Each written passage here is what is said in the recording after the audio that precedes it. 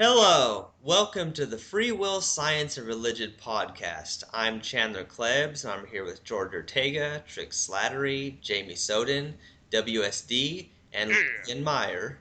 And we're going to be talking about Marxism, socialism, and how this relates to free will belief or the lack thereof.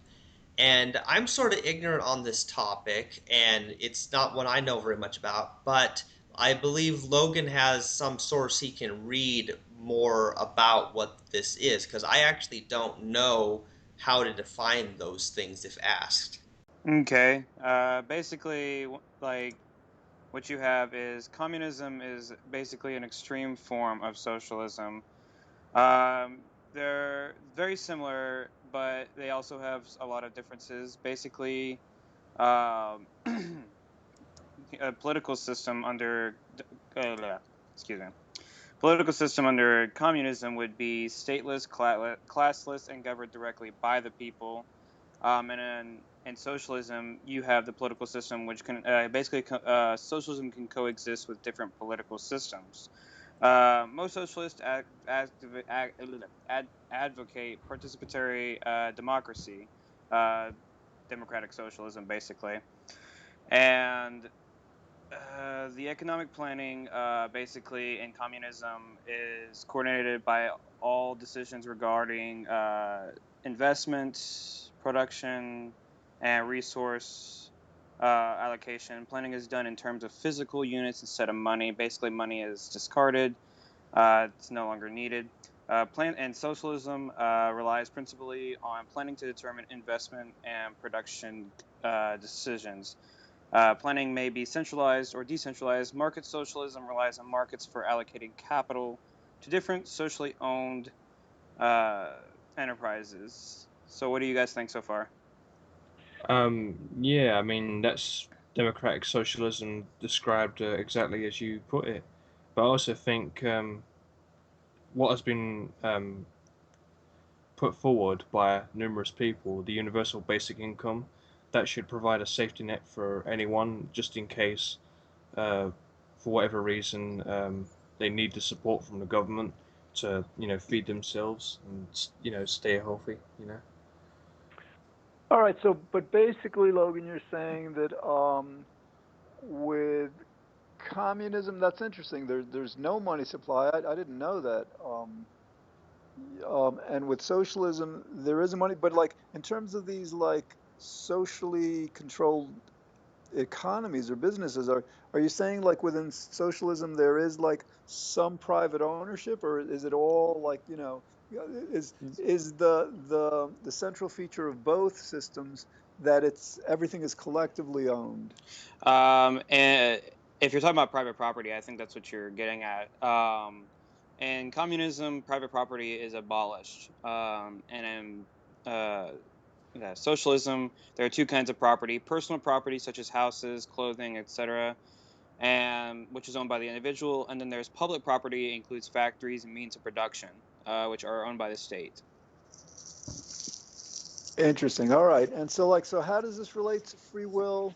Again, the United States is a capitalist economic system, and you know, free will is very, very important to our system because it justifies, for example, the very, very rich being entitled to that, wealth, regardless of how many poor people there are and how much they're suffering.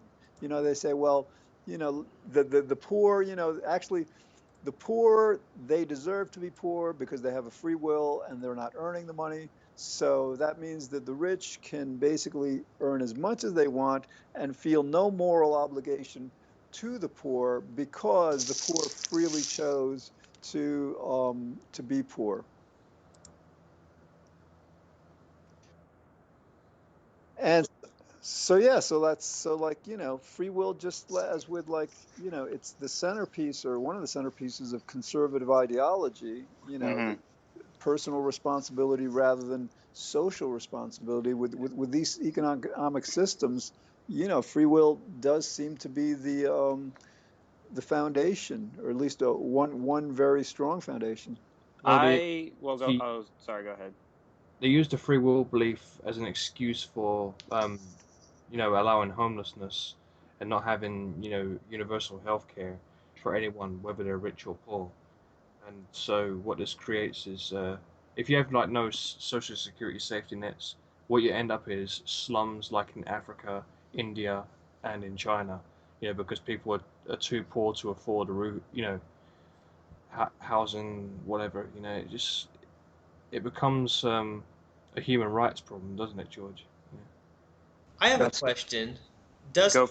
doesn't this all boil down to the concept of ownership and what it means? Because if people feel that they own something, like if they're entitled to something, they think they own it, that it belongs to them.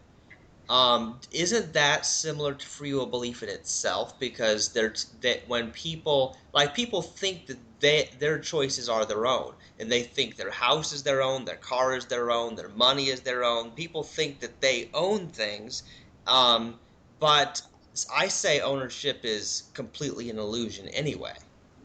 So I wonder how this fits into these different theories. Like, Well, it fits into free will because it's based on deserving and undeserving. If someone works like for 10, 15, or 20 years, like doing, um, I don't know, some entrepreneur um, banking job or whatever, they feel like they're, um, how can I put this, George? They feel like they deserve it more than other people who didn't have these opportunities, like people who weren't educated. yeah. The issue, Chandler, the issue of ownership is difficult because it has more involved with it than just the free will component. For example, like let's say you own a guitar. Okay, chances are that you will take better care of that guitar, you'll protect it, whatever, if you're owning it than if it's community property. Whereas, like, if you don't take care of it, you won't suffer a personal loss. I mean, that's how I see the ownership. Logan, does that sound right in terms of, like, how ownership is generally viewed, or at least the benefits of it? Yeah, that sounds about right. Something I want to mention though, in regards to this and free will, is in light of free will being an illusion, capitalism kind of doesn't make any sense in general. Not only that, but well, because of the whole "you deserve this because you earned it." Well, you really didn't. You were only doing as you were part of this causal, deterministic chain or whatever of events. And then you also have to take into consideration that what capitalism essentially breeds, and that's greed. And and actually in Communist Manifesto, Karl Marx talks a lot. Well, Karl Marx and Frederick Engels and any other person that they forgot, that they didn't mention in the writers of the Communist Manifesto, basically talked a lot about how in capitalism, the rich take advantage of the poor, and continue to get richer, and the poor continue to get poorer, which is why Marx believed in a classless society. Removing all of that, including, and if you've essentially removed money from the equation, you no longer have that richer getting rich, or the rich getting richer and the poor getting poor, because everybody has access to the same uh, materials for life, I You guess you mean could kind put of it. like a Venus project?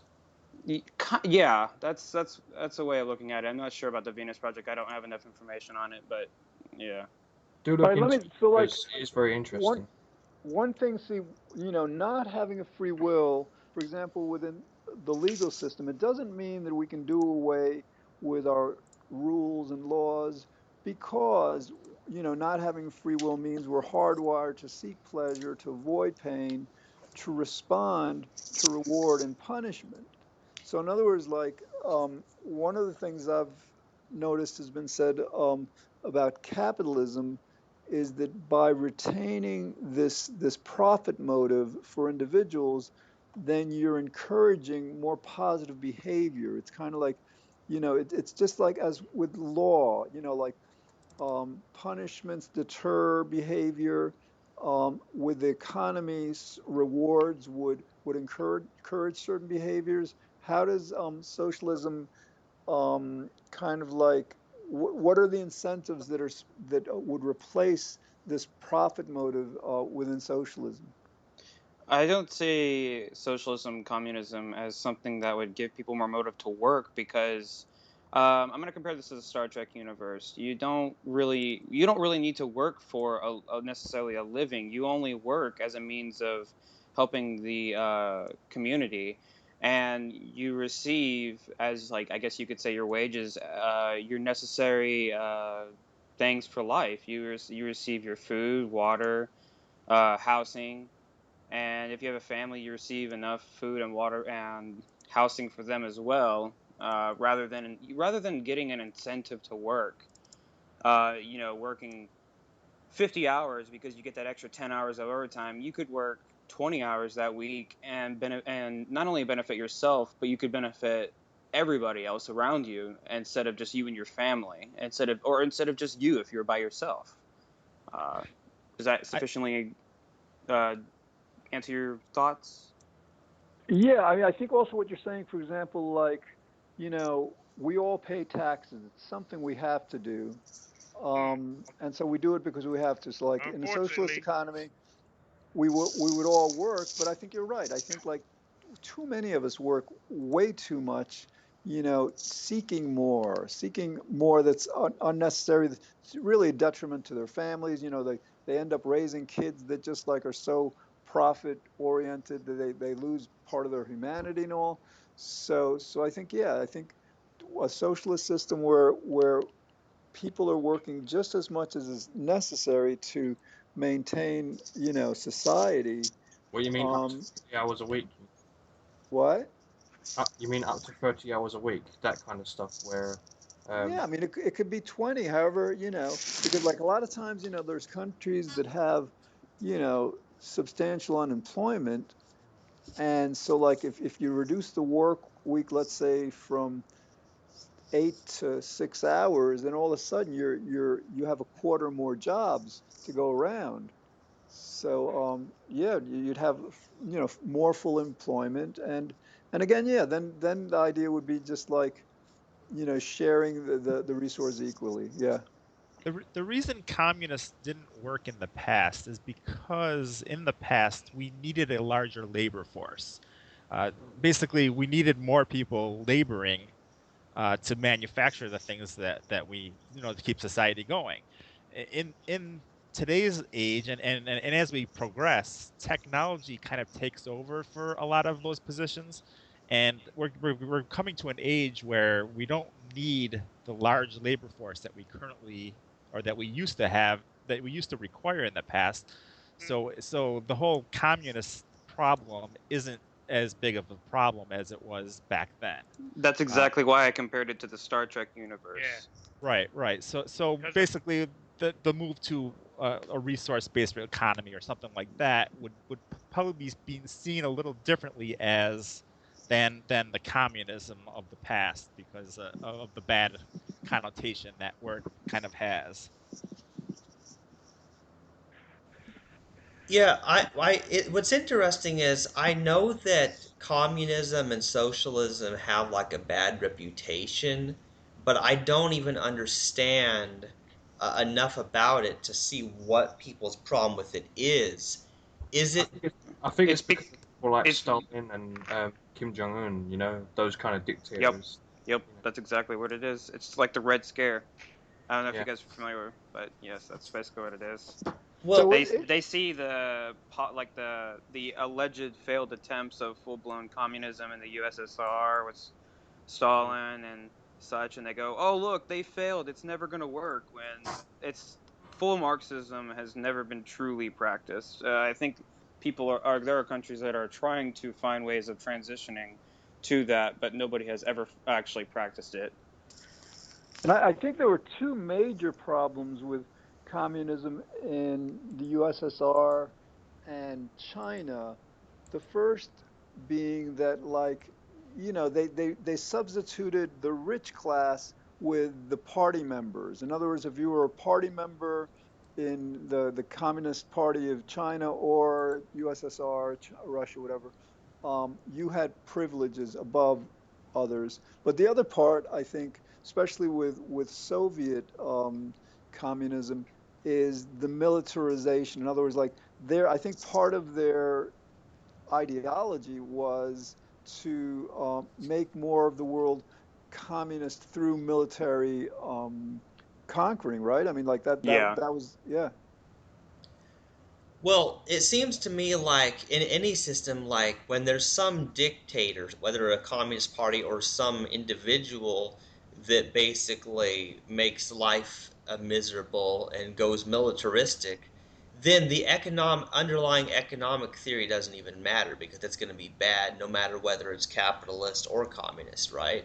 Right, Chandler. Correct. So yeah, so the third major problem is that they were totalitarian dictatorships. They weren't democracies. So yeah, that's very important. I And believe there is a form of communism known as anarcho-communism, which basically is a communist society without government rule. So just keep that in mind. That sounds good. I believe Yeah, I, one of the things that Vintage Project promotes, Jet Fresco said he wants to try and get away from politics or automate it with AI, if that makes any sense. Like they said in the documentary that eventually governments will be done by AI. I could see workforce being done by AI. I don't know about government, but maybe. I don't necessarily agree with getting rid of governments entirely because we still need laws to make sure people aren't doing I erroneous agree. things, you know. I But agree. we shouldn't like allow any dictatorships. We should always have a democracy, if that makes any sense. but yeah, can you see how like, you know, our world evolving beyond free will belief would make transitioning to this socialist system so much more understandable, so much, so much faster. People would get it, because I think what people are hung up about, a major thing of capitalism, is the profit motive. I deserve this because I did it with my free will. Well, yeah, the free will issue is one of the problems, but the other problem is money itself. And this is Yep. why I Yep. advocate resource-based economy. It's because money itself encourages a lot of unethical behavior. You know, like profit-driven crimes, George, on the black market. You know. Let me Yeah. ask you something. All right, under a socialist government, whatever country, um, a certain number of people want to be rock guitarists, and they want to buy electric guitar. Yeah. And there's only, I mean, like, are we saying that if there's a demand and, all right, in other words, like, the other thing is like who makes those kind of decisions? In other words, like, do we make enough electric guitars so that everybody who wants to be an electric guitarist can have one, or like, would there be a decision making process to weigh that against, let's say, well, we need some medical staff and equipment. I mean, like, it seems, how are those kinds of, what to do, what to devote resources to questions answered? Well, if we had a resource-based economy, it would be an abundance economy where things will be produced in a balance with the demands of the people. If there's a high demand for electric guitars, then um, the musicians will be given those things. But If they're Jamie, do you see my point? In other words, like, the electric guitarists want an electric guitar. People with medical needs want medical staff and equipment and technology and all. How is that? I mean, like, 'cause like that could get complicated in terms of like, like going to the polls every time a decision like that is made. I mean, or does that just, would there simply be experts that their job is to kind of like, you know, based on agreed upon principles, just divide the resources in the wisest way? you Well, mean you Are you mean asking who is the controller of the division of the Ye- resources? Partly, yes.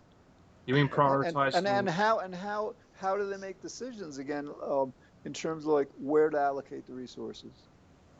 Well, like I said, George, it's a balanced load economy. If you listen to documentaries, they specifically state that things will be based on efficiency.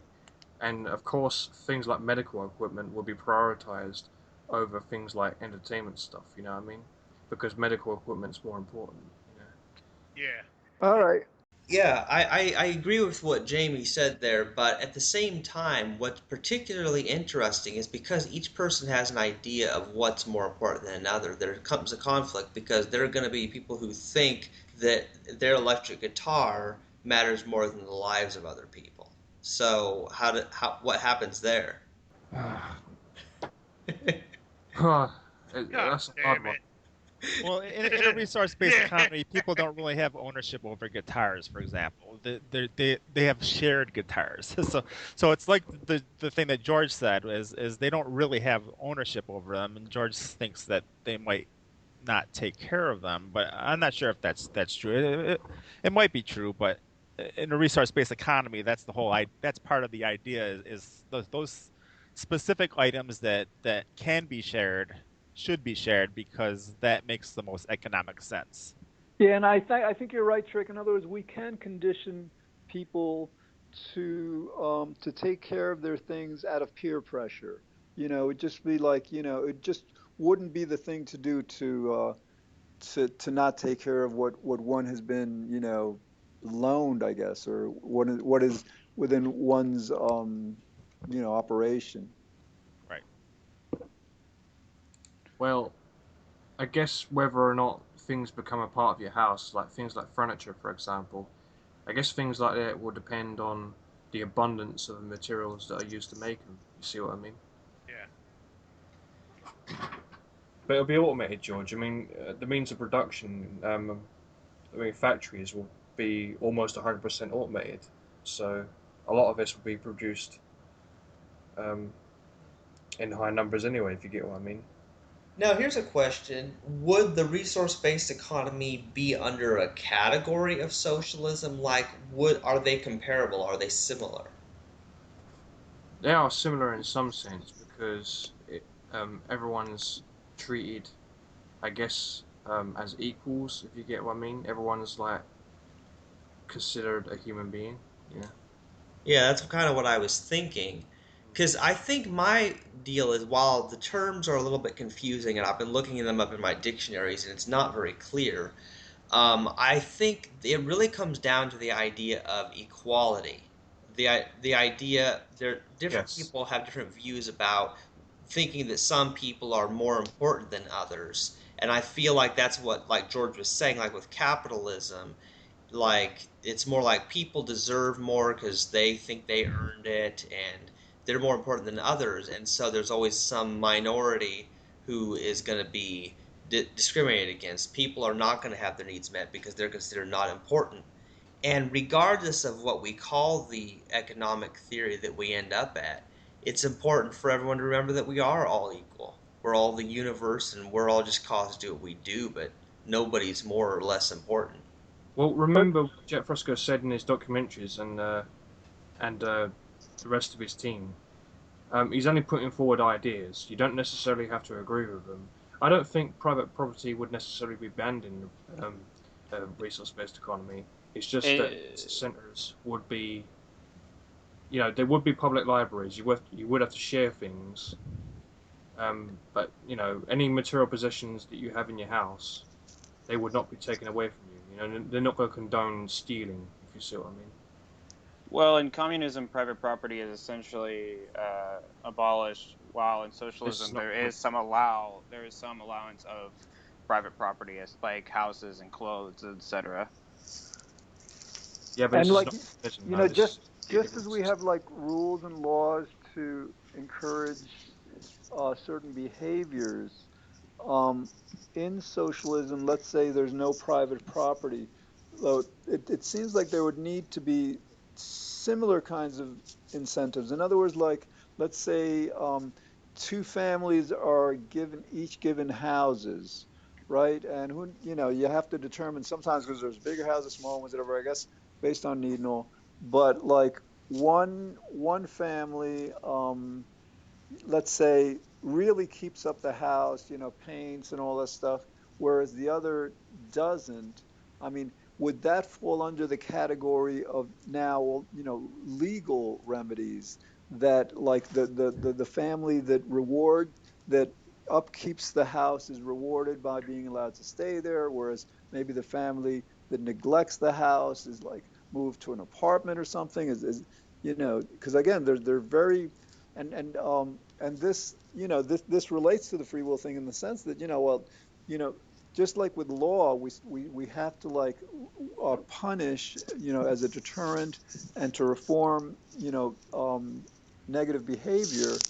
With a kind of a resource-based economy, it seems like we'd have to have something similar to, to address the upkeep and maintenance of the resources. Yeah. Well, people will still have to go to, through education, to allow people to reach their maximum potential, if you see what I mean. Because people will be good at different things, but the ones who are good at science and physics will be going to universities, if you see what I mean, and they will become scientists to figure out new problems like cures for diseases or things to do with space exploration, that type of stuff. Yeah. But as long as there's some type of manual labor is required, there's always, no matter what economy you have, there's always going to be some inequalities that happen. So there's really no way of avoiding that. Yeah, you're always going to have some kind of inequalities. But in the future, hopefully, most of the need for labor, even upkeep of one's house is going to become less and less as technology starts taking over these roles. So that's kind of the goal, the long-term goal. But in the meantime, yeah, there's always going to be those inequalities that happen, and then we have to kind of work within those confines, I think. Oh, I And the see. He means to work within the capitalist system. We have to have like regulations to make sure people don't starve, but at the same time create incentives to to promote productivity. Yeah, yeah. In the meantime, as long as labor is required for specific things, for upkeep or anything, Yeah. to keep the society flowing, there's always going to be incentives that are probably going to be needed to some degree anyway. Yeah, I totally agree with you. Yeah, we do need to pay people more than if people are working, they need to be earning at least more than people who are on, Social Security, for example. You can't have like work paying less than Social Security, otherwise people will just be dependent on the system. You have to, give people a reason to go out and get off of their ass and work. Right. But like I said, as technology increases and as these roles get taken over more by technology, Mm. then that concern becomes less, and that's kind of, I think, where we have to focus on in the future. Yeah, Yeah. I think Trick's point is that it may be possible that not everyone needs to work in order for things to work out. In the That's Yeah, future, in the but it's future, in the kind of like far Sean. future. It's Yeah. kind it's kind of well, like what Sean Hodges said. Sean Hodges for the Venus Project. He does the Venus Project Education YouTube channel. Well, he said that as automation takes over, um, not as many people will need to work. I would say um, only 50% of the population would have to work if automation did get fully utilized. If you see what I I mean. think, at work, in this country, too many people work way too much, and work can become really burdensome and unhealthy. But other than that, work can be ennobling, contributing to society, contributing to the upkeep of everything. So, I mean, I would think that rather than having, for example, 50% of the population not working, that you divvy up the work so that instead of, the 50% that's working 30 or 40 hours a week, let them work 20 hours. So again, so you have everybody working much less and hopefully, much happier as a result. And the other part is, in terms of like increasing automation that reduces the number of, for example, factory jobs, because robots are making things. We can shift more to a services based economy, whereas like, um, there are a lot of people in nursing homes that, it's hard to be in a nursing home, and the workers there are really overworked. And then there's kids like in orphanages who don't have parents that, Mm. like, so there's social needs that people would be free to then be able to address much more completely than in our economies today. Yeah. Well, the point of automation is to reduce the amount of hours that people would need to work, as well as reduce the amount of people that would need to work. If you see what I mean. Yeah. Yeah, I mean, and that's important because see, here's what so many people miss is that not everybody can work, depending on what disabilities they may have, and Agree. Yeah. and second of all, it's not productive to have people working who aren't motivated. Because unfortunately, here's how I feel about it. This is just sort of how I look at it, is that if people are not motivated to work, but instead like having an economy as we currently do that forces those people to work when they're not motivated but just because they need the money, it's about survival. Well, then yes, they will work, but their heart won't be in it to benefit people. It'll be a selfish one only based on their survival. Well, So it's not just that, Chandler. If they're not motivated, then they won't do it as efficiently as the people who are motivated. that was going to be my next point, Jamie. Yeah. Exactly. People are more efficient when they're motivated and care about their work. Yeah.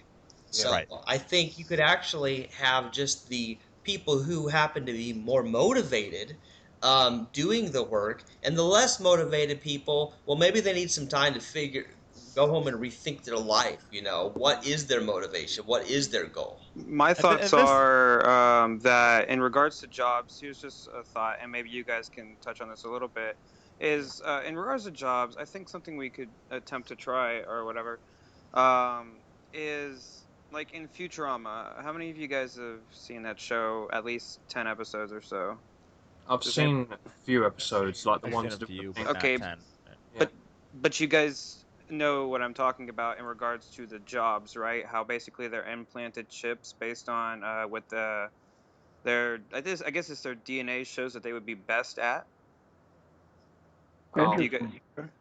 Yeah, it's been a while since I've seen this show, man. So you have to elaborate. okay. Yeah, same here. Okay, Yeah. well, go watch this show, at least the first episode, and you'll know exactly what I'm talking about. At least the first episode. And Yeah. as basically what happens is, like, right from the get go, the main character, Fry, he ends up in this, like, freezing chamber, and he wakes up 1,000 years later. Yep. And they basically are about to give him a job, and it's like he gets implanted with a chip, and it's delivery boy. And it's basically what he's genetically predisposed to be better at. And he's like, "Oh yeah, delivery boy." And then there's this other person, Leela or whatever, who whenever she got the chip, she was, I guess, the person who her job was to implant chips into the other people or whatever. And basically, what I'm getting at is, what if we attempted a job market where instead of people necessarily picking jobs just because they need to survive, but people would be given jobs that they would be particularly good at based on their predispositions, genetics, etc. Yeah, Logan, and in addition to that, I mean, one of the problems in today's world is that students, kids are taught how to read, write, develop their skills that they'll ultimately use on jobs, but nobody is being taught how to enjoy doing what they're doing, how to enjoy working. I mean, this is, like my other major field of research and promotion is happiness, human happiness. And so the idea is like, to the extent that you can really condition and program and teach people to enjoy, ideally whatever they're doing, all of a sudden it just doesn't matter. It's kind of like a Buddhist kind of a thing. Just like, you're in this frame of mind whereas whether you're like digging a ditch or performing, scientific, whatever it is that, you're content, you're really happy. And that, because that essentially, that's really what this is about. This is really about like maximizing the happiness of everyone. And if you simply just teach people how to enjoy what they're doing, that would go a long way into like keeping everyone very satisfied. I think something that's important is that we start with a basic income. I think that's where a lot of places are already beginning to work on those type of models, the basic income model, and even here in Canada, they're going to be testing out some of that. I guess in Ottawa somewhere. Um, So basically, it gives everybody a specific basic income that is for shelter, clothing, education. So basically, what's considered the basics, and then so this is everybody, like whether you're a millionaire or whether you're unemployed, you all get this basic income. Every person is considered a fundamental right that they have this basic income. And then whether they want to work or anything from that point on is up to them on whether they want to get more or whether they want to, they're enthused about something and then they want to work towards that goal. And there's been studies that show that, like, I think they did this like a testing on a tribe where they gave them kind of a basic income that allowed them to support their life, and that allowed them to actually be more creative with their own endeavors, and allowed them to be more productive in the society, which they weren't able to do prior to them attaining this, basic income first. So I think that's kind of where we need to start with, and then we can kind of move to those other societies that are more resource based later on.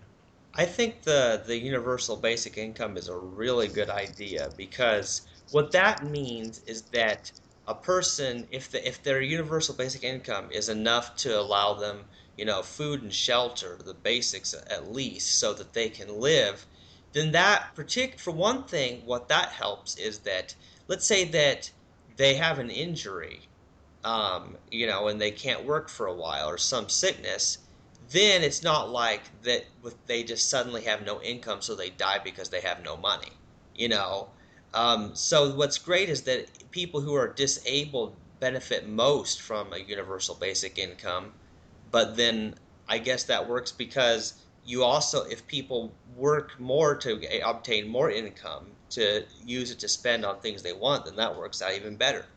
Right, and it's also, like I said, it's also been shown, it's been kind of proven that people are actually more productive once they have this basic income, and they're not worried about survival. Basically, once the worry of survival is over for them, then the production actually is increased, which is a good thing for any society.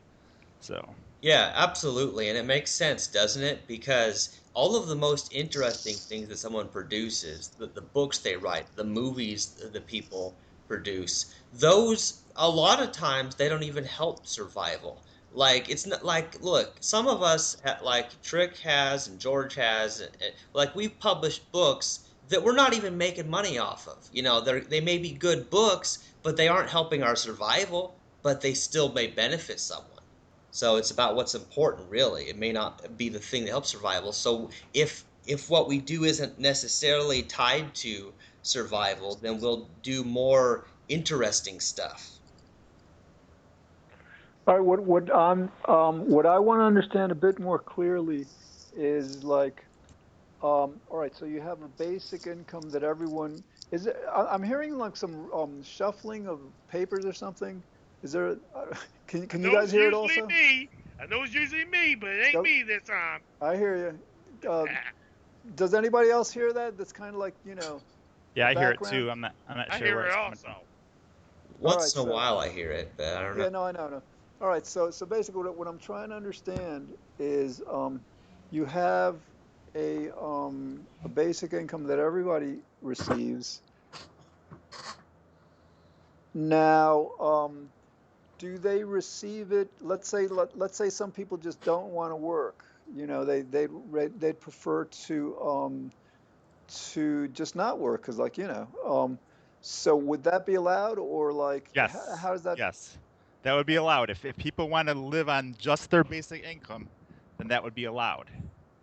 Right. So in other words, let's say a great many people want to do that, then I guess the answer would be, in other words, if too many people wanted to do that, the answer would be to lower that basic amount. Or how does that, how is that responded to? Let's say people just, hey, I'd rather not work at all, and things that need to be done aren't getting done. Yeah, How does but that? George, The idea is that basic income, that there's enough resources to go around that we could give everybody a basic income and people don't have to work technically, but at the same time, their quality of life gets improved if they do work. And people always want to improve their quality of life. So it's not likely that they're not going to want to work. At least a large majority of them. Whether some of them don't work or not is kind of irrelevant. That's the point I was going to make, but also it's because people have ambitions and dreams. So not everyone's not everyone's going to want to be idle, dude. Some people like challenges. You see what I mean? Some people like to prove their skills. They want to prove that they're the best at something. You know? A lot of people do what they do because they want to make the world a better place or things Exactly. like that. So they actually do these things for those reasons. And the more they have this basic income at the base level, the more they can do those things that make the world a better place, rather than do these monotonous things that aren't really productive for the world. They're producing things for large companies, but they don't really make our lives much better. Universal basic income is the same thing to do, because if you just leave people in slums, George, then you increase the risk of disease outbreak. You see what I mean? Well, right. In other words, that could be a problem. Let's say you have a region where, for whatever reason, people would rather not work, and conditions deteriorate, and the diseases you're referring to would increase. I mean, like, um, I mean, like, it's great to have a world where we work when we want to and when we don't. I guess my main concern is was that, like, if a lot of people are choosing not to work, then see the income that everybody receives, wouldn't that have to be dependent upon some work being done? So, like, if if Yeah, if everybody chose not to work, if every single person chose not to work, then yeah, we'd have a problem. At least today, because we don't have technology that has taken over for us. But I don't think that's a big concern, because we understand, like, the model shows that's not the way it would work. It's not the way people will always be productive, and the model actually shows that people are more productive when they have the basic income. Oh, I hear you Because now. I they got I guaranteed understand. necessities and education and healthcare. So when they got guaranteed necessities and education and healthcare, they're Right, more. and they're more productive over the things that they find important. Yeah. And they're more productive over the things that are important, basically, for society in the long run. Like I said, that's what this tribe showed, that once they had this basic income, they were able to produce so much more output because they had this basic income, and they weren't just trying to survive daily, basically. Yeah, and you can't have people living in slums, because, like I said, if you have people living in sewage and stuff like that, George, you have like things like the plague. You know what I mean? So Right. Okay, I get it now. That's good. And here's another thought I wanted to add to that. My concern isn't so much about whether people are productive and whether they're motivated to work when they have a universal basic income. My more thing is more about, well, if you give people what they need to at least survive, then that will reduce crime. Because here's the deal: if people if people don't have any income and they don't have a way to eat, well, then here's what will probably happen.